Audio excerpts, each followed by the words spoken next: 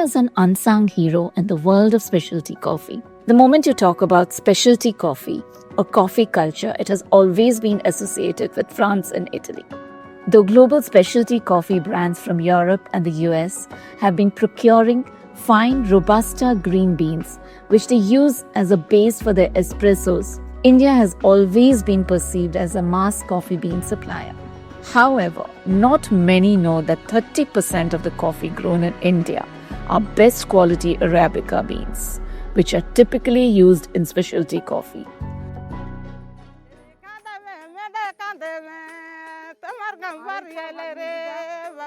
Not many know that Indian coffee is actually the most sustainably grown coffee in the world. Our coffee is grown under thick forest cover and filtered sunlight. The coffee cherries are handpicked, and the entire processing and drying doesn't have any kind of machine intervention whatsoever.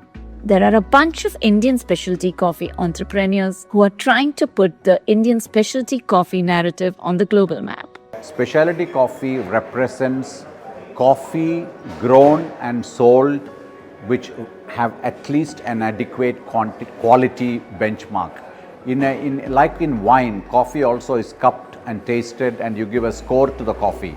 So if the specialty coffee tasters, mind you, not you and me, specialty coffee jurors and tasters, if they taste your coffee every year, every season, consistently give you a score of, let's say, 80 plus out of 100, then over time your coffee will be understood as of having the quality that is accepted by Specialty Coffee Association members.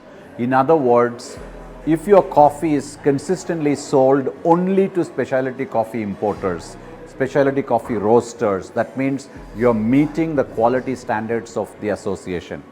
That is what is specialty coffee.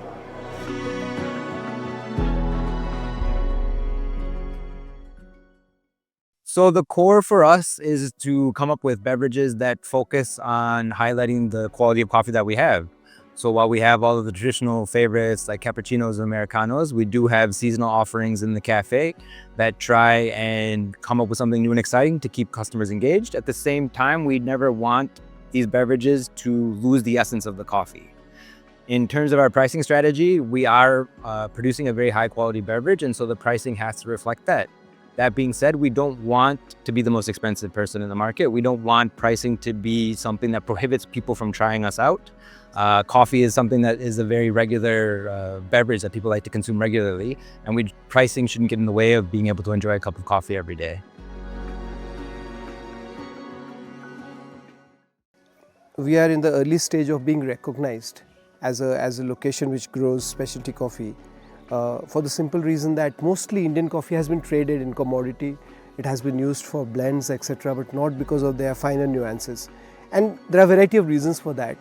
But in the recent 2 to 3 years, a lot of Indian players have really emphasized the need of growing coffee well in the farms, processing them well, roasting them well, and serving them well.